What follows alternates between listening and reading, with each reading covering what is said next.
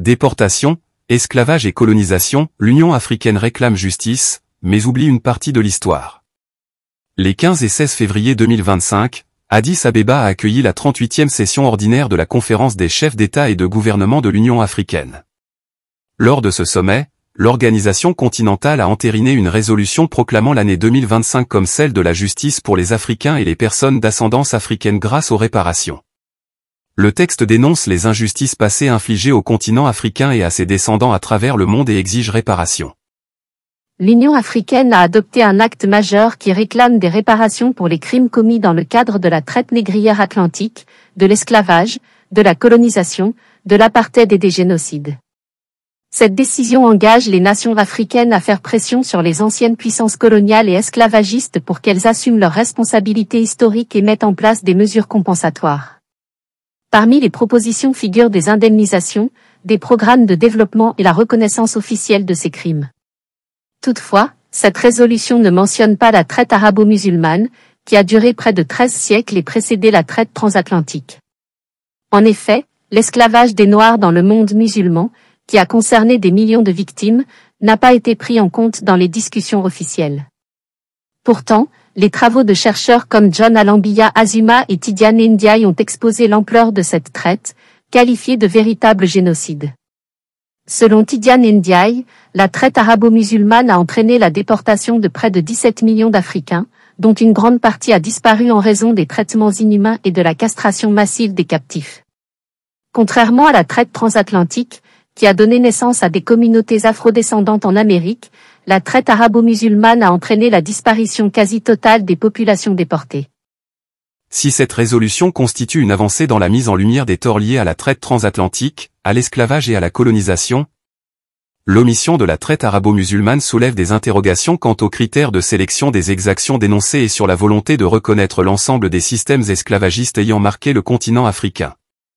De fait, la question des réparations ne peut se limiter à un seul volet de l'histoire esclavagiste. Pour qu'une justice véritable soit rendue aux Africains et aux personnes d'ascendance africaine, une approche plus inclusive et exhaustive s'impose. La conférence des chefs d'État et de gouvernement de l'UA a ainsi ouvert un chantier aussi délicat que crucial. Reste à voir si les discussions à venir permettront d'aborder l'ensemble des drames afin d'offrir une compréhension plus complète de l'oppression subie par les Africains. Horus Donkovi, intervenant sur la chaîne de télévision New World TV, a exprimé son étonnement face au retard de l'Afrique dans la condamnation de ces tragédies. Pour moi, c'est un retard considérable, mais c'est tout de même à saluer. Cette reconnaissance intervient après l'initiative de Christiane Taubira.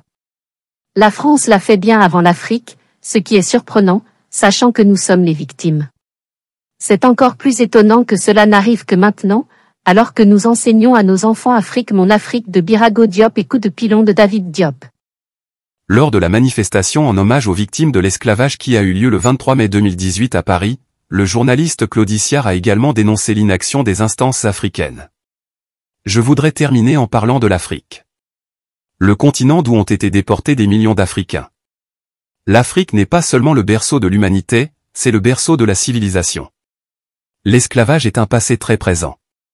Depuis 15 ans, je me bats pour que les instances africaines, les différents pays instaurent une journée à la mémoire des millions d'Africains déportés, quand on sait que sur le continent le culte des ancêtres est quelque chose d'essentiel, alors que pour ces millions d'Africains, il n'y a rien. L'Union africaine ne fait rien. Peut-on imaginer ici, qu'Israël, que nos frères juifs ne commémorent pas, n'ait pas plusieurs journées à la mémoire des leurs qui ont été exterminés dans les camps de concentration et que seule l'Allemagne commémore? Jamais une telle chose ne peut être envisagée ni même expliquée et pourtant c'est ce que l'Afrique fait. Ces témoignages soulignent l'urgence pour le continent africain de se réapproprier pleinement son histoire et de ne plus occulter ses pages les plus douloureuses. Une prise de conscience collective est indispensable afin de restaurer la dignité des victimes et d'ancrer ce passé tragique dans les politiques officielles de l'Union africaine et des États africains. Axel Hilary. Pour vous informer davantage, retrouvez-nous sur www.ladepêchetabidjan.info, la vitrine de la renaissance culturelle de l'Afrique.